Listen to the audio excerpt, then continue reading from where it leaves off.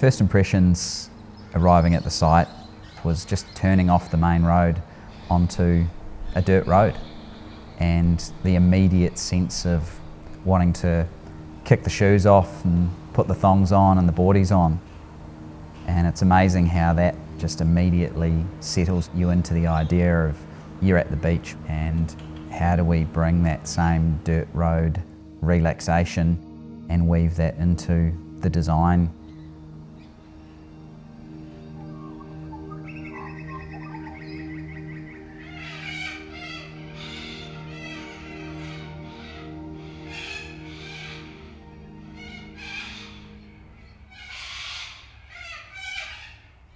Mount Martha is a quiet coastal town an hour south of Melbourne. We have a quiet, nice village. It's a very relaxed feel. What first drew me to this site was the sheer size. Being over 1 acre, there was great opportunity to develop something really unique and special.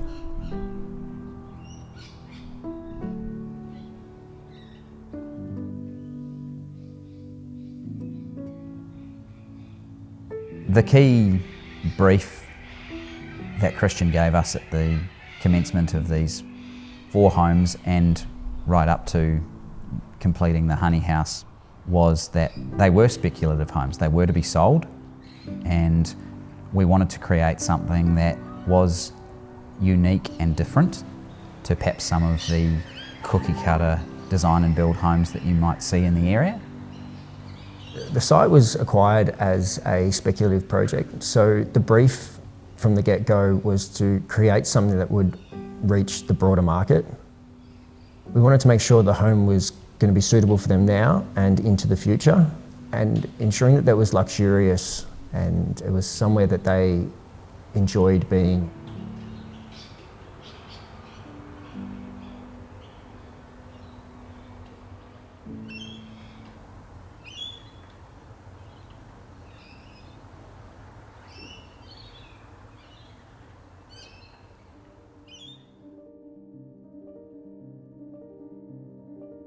We didn't necessarily have an external view of water or parkland, so pretty quickly we resolved that this was going to be a courtyard style house.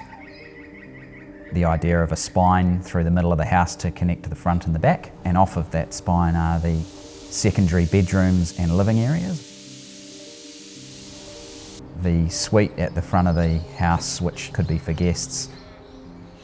The pop-top roof and the steel-framed shroud that captures that or shades the window is both a really nice arrival point and allows the facade and streetscape to be enjoyed, but equally internally just that sense of volume, the light, the view to the tree canopy. We've got the dining and the kitchen areas located to the rear of the site where there's really wonderful sense of privacy. It's a beach house. That kitchen, living, dining is focused around and able to connect out into the courtyard that receives really great sun throughout the day.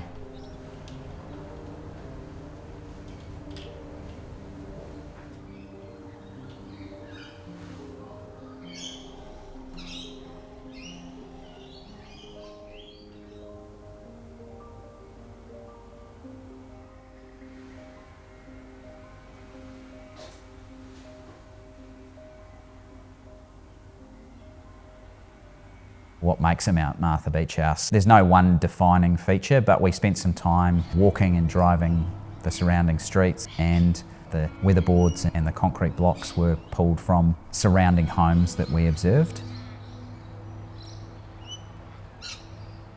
Often you may see beach houses where this idea of whites and sense of brightness.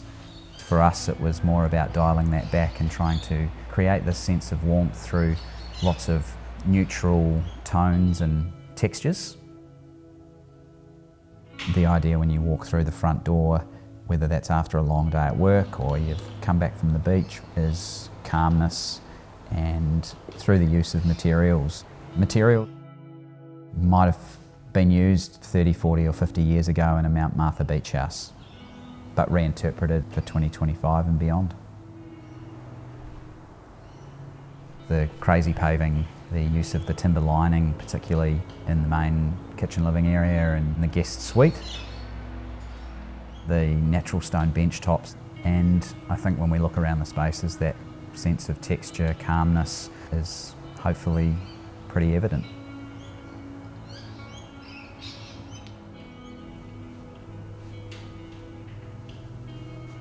The typical speculative home is built economically and for profit, essentially. But my passion for architecture and quality homes really drew me down the path of delivering something that was really unique and special. The space has a beautiful, calming feeling, and everyone that walks through is overwhelmed.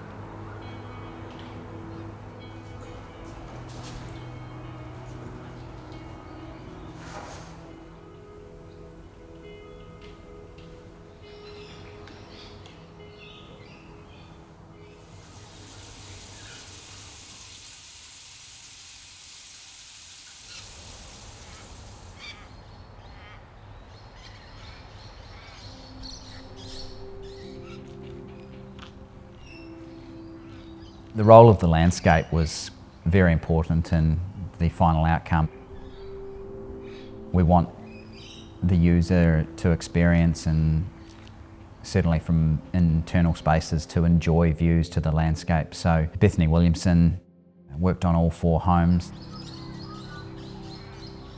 Her brief and the requirement was to balance what's appropriate in the Mount Martha context in terms of plants and feeling, and how do we create a landscape that is commensurate with what is ultimately a speculative home that has to be built for a budget to be able to be sold. When you come over the crossover and you walk to the front door, you're walking across loose gravel. That immediate crunch of the gravel reminds you that you're not in an urban environment. And then just the little glimpses as you move through the home into the garden, whether it's the crushed rock or the granitic sand ground covers and the pops of greenery that just bring a sense of calmness.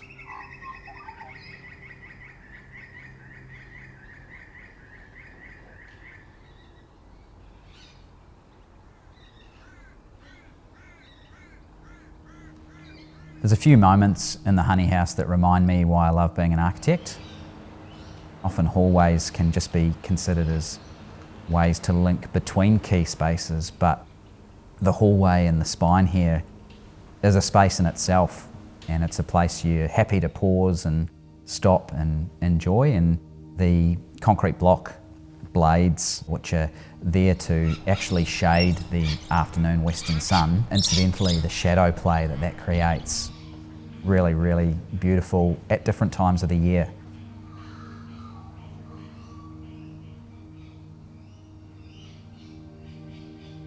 Going into that higher detail architectural is the time it takes to get things right, and I was conscious of not departing from the intent.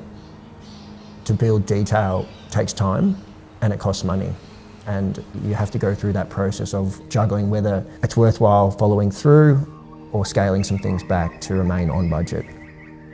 It's been quite some years, and I think the outcome has exceeded that even.